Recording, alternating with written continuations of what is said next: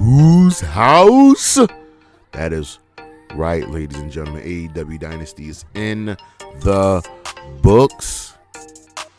And you're asking yourself, what just happened? Well, let's get into it with the first ever AEW Dynasty pay-per-view. So we had 3 matches on the pre-show, 0 hour. First, we had Trent Beretta facing Matt Sydal. This stemmed from Beretta stopping Sydal from having Orange Cassidy's. Trent Beretta won this match, so I'm 1 for 1 right now on predictions. And as Beretta was making his way back to the backstage, Orange Cassidy and Shibata was coming out for their match. Chuck Taylor was behind Trent to really stop him from,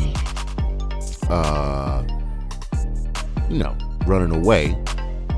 But Beretta goes to the back. Orange Cassidy and Shibata were team up to face Shane Taylor and Lee Moriarty. Orange Cassidy and Shibata won this match because, Shane Taylor and Lee Moriarty always lose matches. I can't take them seriously anymore. And our third match of the pre-show was the Acclaimed and Billy Gunn taking on the Bullet Club Gold, with the winners becoming the unified trio champions between AEW and Ring of Honor. And this was good. This was the culmination of that feud, and Bullet Club Gold won here. I got that right. So I am currently 2-1 because I actually picked Shibata and I actually picked Shane Taylor and Lee Moriarty to win their match. Like an idiot, I picked them to win. But our opening match was Kazuchika Okada versus Pac for the AEW Continental Championship. And this was good. This was good. This was an excellent match. It lived up to all the hype and all the expectations. For the first time that these two have ever fought, this was good. Jim Ross was on commentary to really hype this match up. And I must say, letting him call this was good because he helped bring an extra oomph to this match. But geez, Okada and Pac really put in some high quality work. Just mad moves and reversals and counters. And Pac has shown you why, that when he's healthy, he's one of the best on the planet. But ultimately, Okada won. He blocked the Black Arrow and won with the Rainmaker. Got this match right, so I am 3. And one next up, we had the House of Black taking on Eddie Kingston, Mark Briscoe, and Adam Copeland. And like I said, I don't think this feud will be over not in a long shot, but this was a really entertaining match. It went about 18 minutes, and this was stemming from Malachi Black winning the TNT Championship. But this was a really good match between 6 really good wrestlers just having a fun, having a blast. Ultimately, the House of Black won here. I got that right. So currently, that's what, 4-1. Listen, what can I say? But this was good. This was really good. I don't think it's over by a long shot for these 6 men. And like I predicted or won earlier, I have said earlier that I think we can branch off to Copeland, Kingston, and Briscoe defending their respective championships against the House of Black. Next up, we had Hart defending the TBS championship against Willow, Nightingale. Listen, I got this right. Willow, my girl, won. This was short. This was sweet. This was probably was the one of the few matches we could easily predict the winner.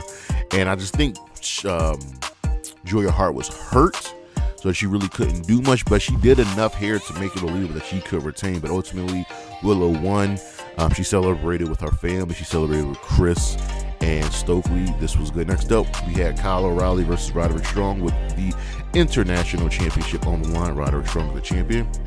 And this is another match. Well, listen, man, I'm good at what I do. Kyle O'Reilly lost. Roderick Strong retained. And this was a little bit due to the help of Wardlow, but this was a really good hard-hitting contest, hard-hitting affair. These two know each other so well, and it wasn't going to be anything except a really good match. The counters, the moves, the backbreakers, the submissions. These two dudes know how to just go. But ultimately, Roderick Strong retained the championship with the end of Roderick, and Adam Cole came out, and guess what? He is walking now, so it's really, really good to see him up on his feet. This was a solid match, and I don't think we're done with Colorado. Next up, we had Hook versus Chris Jericho in the the FTW Championship. Yes, I got this one wrong, even though I thought maybe Jericho could win, but I'll tell you one thing right now. The fans hate Chris Jericho. Well, fans are fickle because they've just turned on Liv Morgan, but Jericho wanted to prove a point, and he made his point. He got it across loud and clear that Hook isn't ready and needs to work under Jericho. And this was a good match. I like the FTW rules here, so it allows these two men to really put in just that little bit of extra work. I don't think it needs to go 17 minutes, but I think maybe Julia and Willow are probably intended to go a little bit longer, so we had to add some match here, has to add some time here. But this match didn't need to go long, but Jericho won. He hit Hook with Floyd, and Taz went to go check on his son.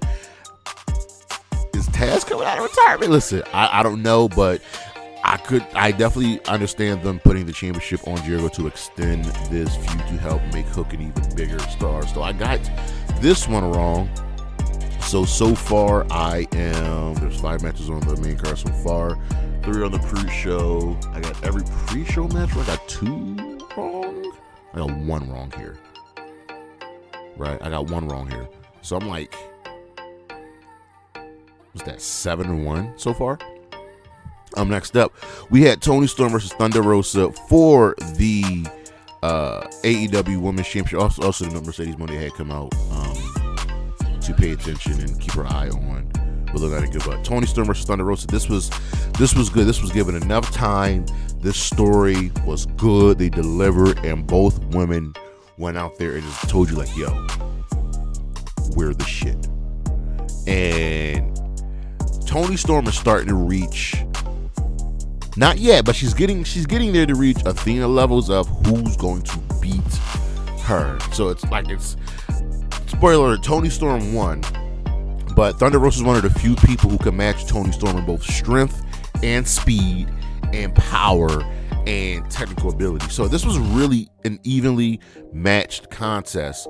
But Mariah May tried to get involved. Deonna Purrazzo got into yank down Mariah and Luther, make sure to keep it a fair fight. Rosa tried. She locked in she hit a backstab, but she locked in a Cobra Clutch, but it wasn't enough.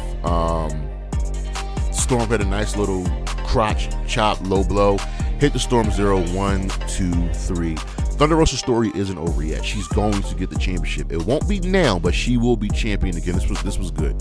Got this one right. Let me make sure. Let me go back to the. Let me make sure.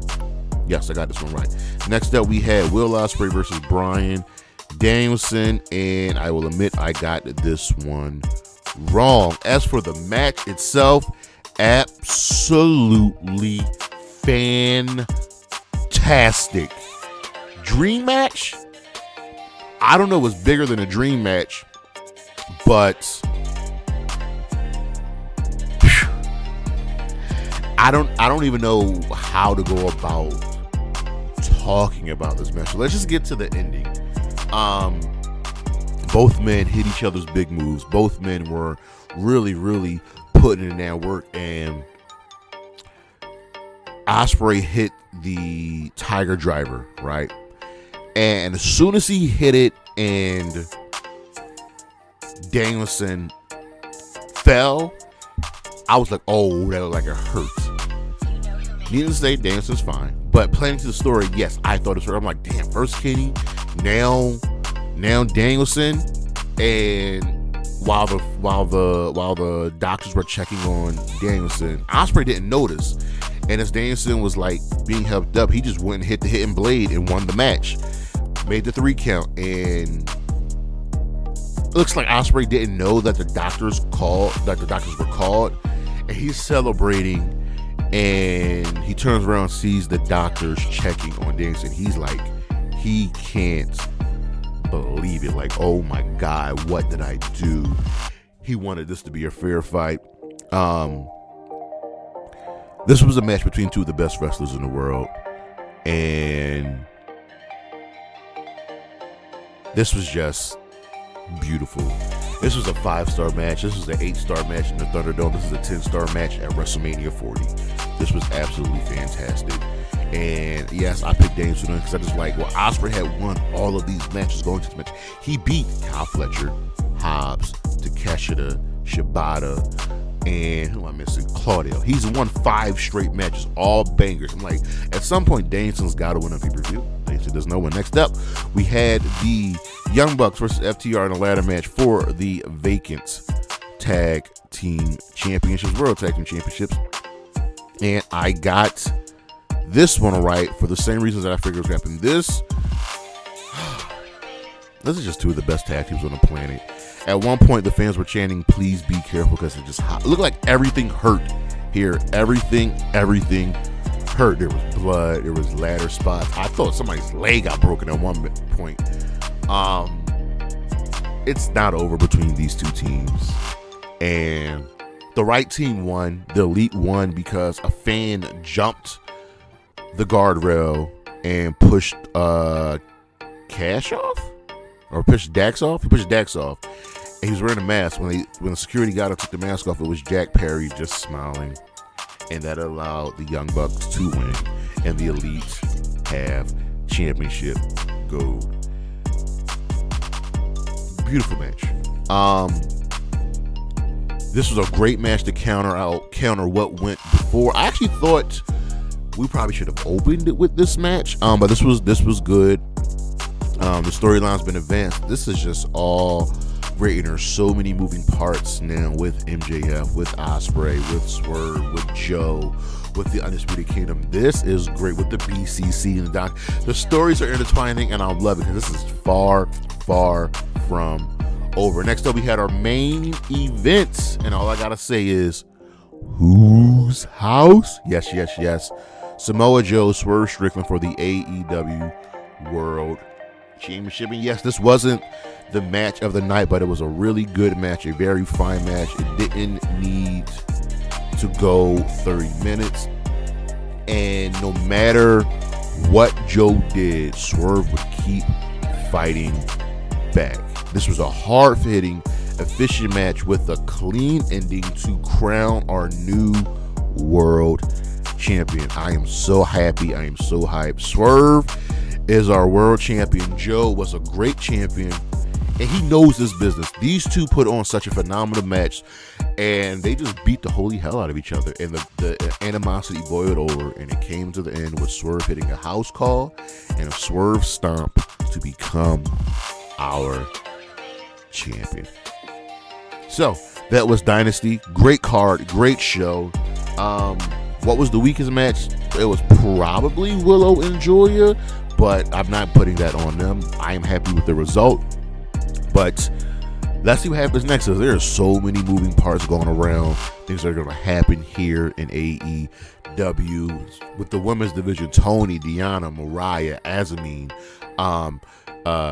Thunder Rosa, and then you've got everything with Mercedes, Julia, Chris. Is Chris going to turn? Who attacked Willow? Who attacked Mercedes? You got the world title scene.